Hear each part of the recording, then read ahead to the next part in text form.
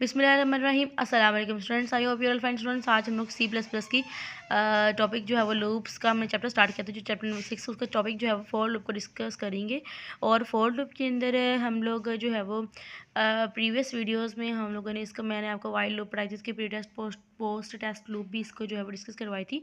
तो आज जो है वो हम लोग इंशाल्लाह फॉर लूप को डिस्कस करेंगे।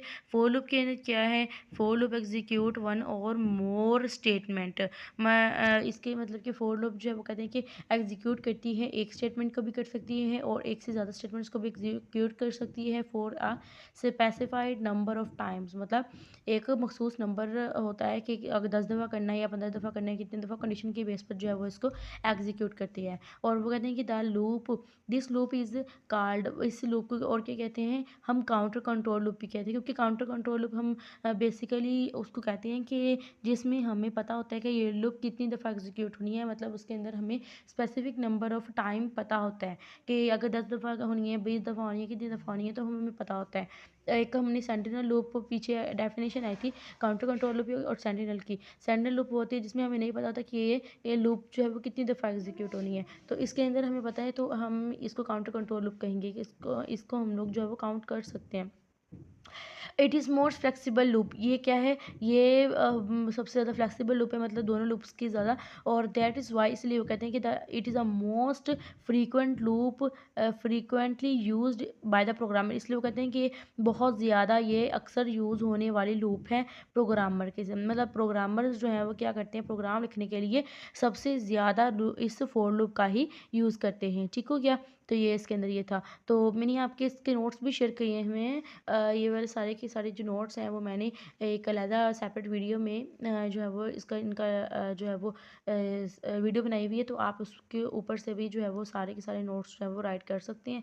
वो मोस्टली तो यही है, तो इसमें कोई एक आधा कोई एग्जांपल हो गया, प्रोग्राम हो गया, ऐसे थोड़ा बहुत जो है वो मे बी आपको एडिशनल मिल जाए। तो आप ये जो है वो बहुत मतलब इम्पोर्टेंट टॉपिक भी है लूप्स का। तो मैंने इसके ऊपर जो है वो टोटली C++ के जो कोर्स हैं उसकी वीडियोस जो अपलोड की हुई हैं।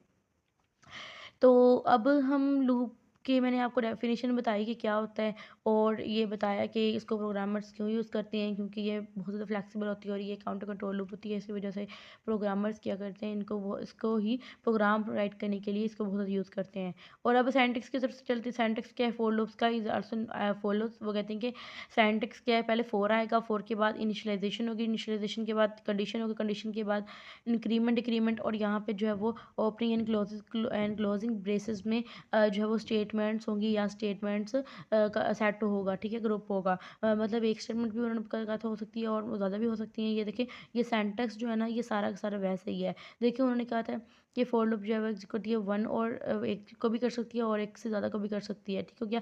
अब इसमें काउंटर कंट्रोल लूप कंडीशन से पता चलेगा। कंडीशन आपको दिखाई गई हुई है कि एन है मतलब 10 के इससे छोटा और 10 से के इक्वल है, ग्रेटर दैन लेस दैन और इक्वल टू है।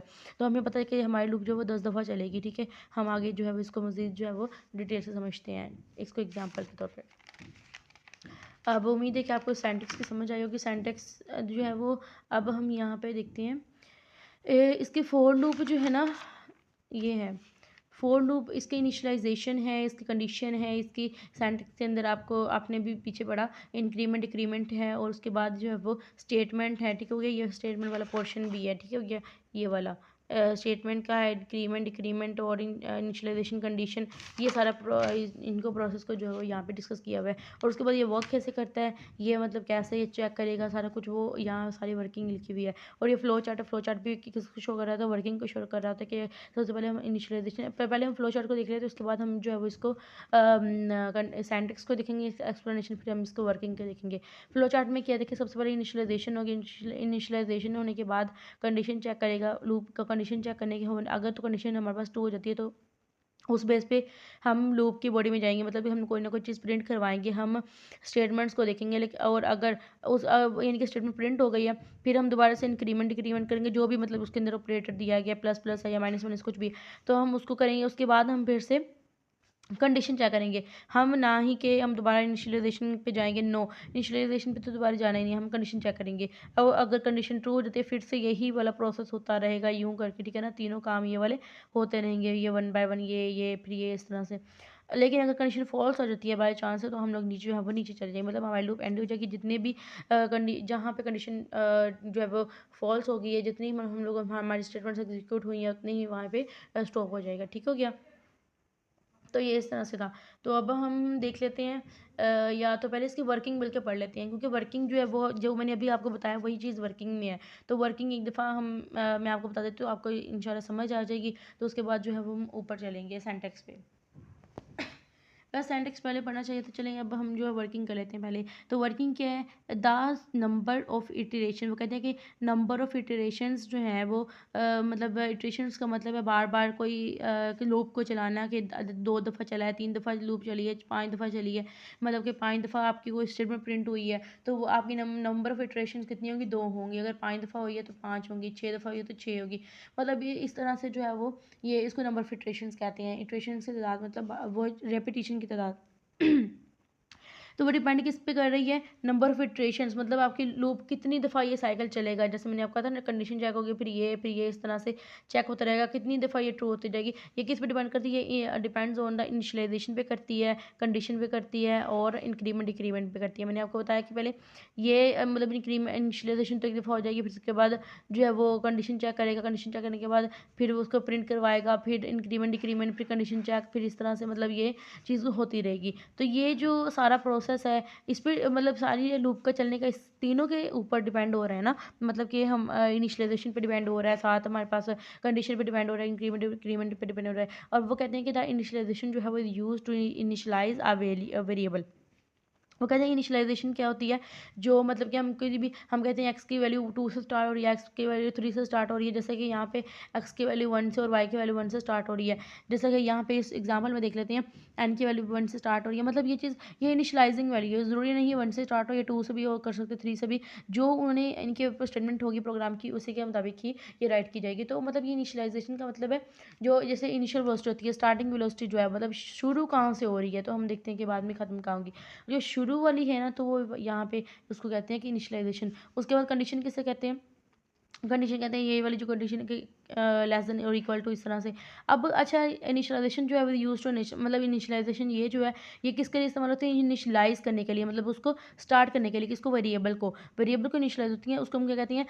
लूप काउंटर, और या फिर लूप वेरिएबल कहते हैं उसको। ठीक है, लूप को काउंट करने वाला, या फिर उसको जो है वो पता होता है कितनी दफ़ा लूप चली है, तो या फिर उसको लूप का वेरिएबल भी कहते हैं, क्योंकि एक वेरिएबल है ना एक्स के अंदर जो है वो ये स्टोर हुई है इनकी वैल्यूज़, इनिशियलाइजिंग वैल्यू। अब इनिशियलाइजेशन जो है इज एग्जीक्यूटेड, मतलब ये चलेगी। इनिशियलाइजेशन क्या है? ये चलेगी ओनली तब, ओनली वंस, मतलब जस्ट तब when the control enters the loop, जब कंट्रोल जो है लूप के अंदर एंटर हो जाएगा। ठीक हो गया? तब तक ये चलेगी। तो उसके बाद कहते हैं कि the condition is evaluated after initialization, मतलब कंडीशन कब फिर एवेलुएटेड कब होगी? मतलब हम कंडीशन को कब चलाएंगे? इनिशियलाइजेशन के बाद चलाएंगे। पहले कंडीशन इनिशियलाइजेशन चलेगी, फिर उसको कंडीशन में चेक किया जाएगा, फिर आगे होगा। ठीक है, वो ये कहते हैं। अब कहते हैं कि पहले मतलब कंडीशन कब चेक की जाएगी? इनिशियलाइजेशन के बाद चेक की जाएगी। और वो कहते हैं कि कंट्रोल एग्जीक्यूट होता है द लूप बॉडी। कंट्रोल कहाँ चला जाएगा? लूप्स की बॉडी में चला जाएगा। जब आपके मतलब कि पहले इनिशियलाइजेशन हो जाएगी, देखिए कंडीशन चेक हो रही है ना, और किसके बाद हो रही है? इनिशियलाइजेशन के बाद हो रही है। इसका मतलब है पहले इनिशियलाइजेशन हुई, फिर कंडीशन हुई, कंडीशन के बाद कहाँ चला जाएगा? कंट्रोल लूप की बॉडी में चला जाएगा। मैंने आपको इसी यही चीज़ जो है वो फ्लो चार्ट के अंदर दिखाई थी। देखें, पहले की इनिशियलाइजेशन हुई, फिर कंडीशन चेक हुई, फिर उसके बाद कंट्रोल कहाँ चला गया? लूप की बॉडी में चला गया। फिर उसके बाद कंट्रोल कहाँ जाएगा? इंक्रीमेंट डिक्रीमेंट में। फिर उसके बाद फिर से कंडीशन चेक। अब यही चीज़ है यहाँ पे कि लूप की बॉडी के बाद से ये इंक्रीमेंट डिक्रीमेंट में जाएगा। उसके बाद ये ऐसे साइकिल जो है वो चलता रहेगा। ठीक है, जब तक कंडीशन जो है वो फॉल्स नहीं हो जाती। तो यही बात उन्होंने यहाँ पे लिखी है कि कंडीशन जो है वो पहले इनिशियलाइजेशन के बाद कंडीशन होगी, और उसके बाद वो कहते हैं कंट्रोल कहाँ चले जाएगा? लूप बॉडी में जाएगा, if the condition is true, अगर कंडीशन जो है वो ट्रू होती रहेगी। और फिर वो कहते हैं कि देन द इंक्रीमेंट डिक्रीमेंट जो पार्ट है ना, वो इज़ एग्जीक्यूटेड। मतलब इंक्रीमेंट डिक्रीमेंट मतलब पहले उन्होंने ये कहा था ना कि लूप की बॉडी में जाएगा, फिर उसके बाद वो कहते हैं इंक्रीमेंट डिक्रीमेंट पार्ट जो है एग्जीक्यूटेड हो जाएगा, मतलब इसके अंदर वो जाएगा, इसको हम चलाएंगे। उसके बाद वो कहते हैं कि then that the changes the counter variable, मतलब कि इसमें चेंजेस लाएगा काउंटर वेरिएबल, मतलब वहाँ पर जो भी वेरिएबल होगा, जैसे कि यहाँ पर ये वेरिएबल एक्स प्लस प्लस है या वाई प्लस प्लस है, इसको वो चेंज कर दे। अगर एक्स की वैल्यू 5 है तो वाई एक्स की वैल्यू कहाँ क्या बन जाएगी? 6 बन जाएगी। मतलब उसमें चेंजेस लाएगा वेरिएबल की वैल्यू में। फिर वो कहते हैं कि the control and again move to the, अब दोबारा कहाँ अगेन चला जाएगा, मूव टू द कंडीशन पे चला जाएगा। देखो condition, move to the condition, control कहाँ चला जाएगा, मूव कंडीशन पे चला जाएगा। और दिस प्रोसेस कंटिन्यूज वाइल, वो कहते हैं ये प्रोसेस ऐसे ही जारी रहेगा while the condition is true, जब तक कंडीशन जो है वो ट्रू रहेगी। और द लूप इज़ टर्मिनेटेड, और लूप कब ख़त्म हो जाएगी, when the condition becomes false, जब कंडीशन क्या हो जाएगी, फॉल्स हो जाएगी, तो लूप की क्या हो जाएगी, ख़त्म हो जाएगी, टर्मिनेट हो जाएगी। तो यही चीज़ यहाँ पर बताई गई है कि इस तरह से जो है वो ये साइकिल में वर्क करता रहता है। और जब आपकी कंडीशन फॉल्स हो जाती है तब आप क्या करते हैं, लूप जो है वो एंड हो जाती है। ठीक हो गया। तो यही मतलब हमारे जो है वो फोर लूप का कंसेप्ट है। इसमें वर्किंग क्या होती है कि एक दफ़ा तो कंडीशन यानी कि एक दफ़ा हम लोग ये सबसे पहले कंडीशन को चलाएंगे। कंडीशन जैसे एक्स इक्वल टू 1 से स्टार्ट होती है, लेकिन प्रिंट ये सॉरी इनिशियलाइजेशन यानी कि होगी, तो लेकिन कंडीशन जो है वो कि बेस पर ही आगे जो है वो प्रिंटिंग होगी या नहीं होगी, तो वो कंडीशन की बेस पर ही होगा। अगर कंडीशन ट्रू होती है तब हम लूप की बॉडी में जाकर कोई ना कोई चीज़ प्रिंट करवा सकते हैं, अदरवाइज़ जो है वो हम बाहर चले जाएंगे। तो अगर तो हम चले गए तो उसके बाद इंक्रीमेंट डिक्रीमेंट वैल्यू इंक्रीज़ हो जाएगी, फिर उसको चेक करेंगे कंडीशन पे, फिर प्रिंट करवा देंगे स्टेटमेंट को उसके मुताबिक, तो फिर इंक्रीमेंट डिक्रीमेंट हो जाएगा। फिर उसके बाद यानी कंडीशन ऐसे से चलता रहेगा। अब हम इसके जो है वो चलते हैं। अब आपको वर्किंग तो समझ आ गई होगी कि सबसे पहले ये किस पे डिपेंड करता है, इनिशियलाइज 3 चीज़ों पे डिपेंड करता है, ये वाली 3 चीज़ों पे, initialize condition and the increment decrement. फिर वो कहते हैं कि इनिशियलाइजेशन जो है वो यूज़ करते हैं हम लोग, मतलब ये कि इसको इनिशियलाइज़ करने के लिए। और उसके बाद इनिशियलाइजेशन से पहले जो है वो इनिशियलाइजेशन के बाद कहते हैं कि वो कंडीशन होती है। और उसके बाद वो कहते हैं कंट्रोल जो है वो यानी कि इससे चलता रहता है, अगर कंडीशन ट्रू होते रहे तो इस तरह से फिर इंक्रीमेंट डिक्रीमेंट को चलाएंगे। और उसके बाद कंट्रोल मूव होता रहेगा, फिर दोबारा से कंडीशन, फिर उसके बाद एक प्रोसेस चलता रहता है। अगर कंडीशन ट्रू हो और कंडीशन फॉल्स हो जाए तो फिर क्या हो जाता है, लूप टर्मिनेट हो जाती है। अब यही वर्किंग थी। अब हम इसके चलते हैं, ये मेन चीज़ें छोटी छोटी इसकी, तो आपको ये सब पता चली कि इनिशियलाइजेशन कैसे की जाती है। It specifies the starting value of the, ये स्टार्टिंग वैल्यू होती है बिल्कुल स्टार्टिंग, जैसे एक्स इक्वल टू एक्स की वैल्यू 1 से स्टार्ट हो रही है, 2 से हो रही है, तो वो यहाँ पर लिखी जाती है। जैसे एक्स की वैल्यू भी 1 से स्टार्ट हो रही है, वाई की वैल्यू भी 1 से स्टार्ट हो रही है, तो इसके इनिशियलाइजेशन या काउंटर वेरिएबल्स कहते हैं इनको। और वन और मैनी वेरिएबल्स, वो कहते हैं कि एक या एक से ज़्यादा वेरिएबल को भी इनिशियलाइज़ करवा सकते हैं। और टू, जैसे यहाँ पे 2 वेरिएबल्स हैं, एक को भी अलग करवा सकते हैं, एक्स को भी या वाई को भी। तो वो कहते हैं कि टू इनिशियलाइज मैनी वेरिएबल करवाने के लिए हर वेरिएबल को जो है वो सेपरेट करना पड़ेगा कॉमे से, जैसे ये इसको किया। अगर और होता तो उसको भी सेपरेट करते कॉमे से, और इस तरह से जो है वो चलाते रहे। और कंडीशन क्या होता है, कंडीशन जो है वो एक रिलेशनल एक्सप्रेशन देती है। मतलब उसका रिलेशन क्या होता है कि एक्स का ये 10 से छोटा है, 10 से बड़ा है, 10 से इक्वल है, ये इसको रिलेशन एक्सप्रेशन कहते हैं।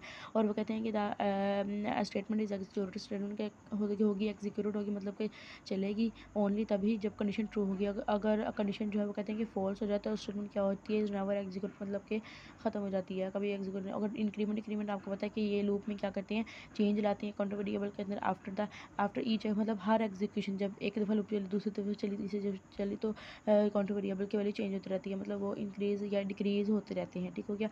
तो यही, और वो कहते हैं कि टू चेंज मनी वेरिएबल, हर वेरिएबल को चेंज, मतलब कि वो जो कहते हैं कि जैसे यहाँ पे उसको हम लोग क्या करते हैं, each variable must be separate by comma, हम उसको कॉमा से सेपरेट करते हैं। जैसे यहाँ पे जो है वो कॉमा से सेपरेट किया गया है, सेपरेटेड किया गया है।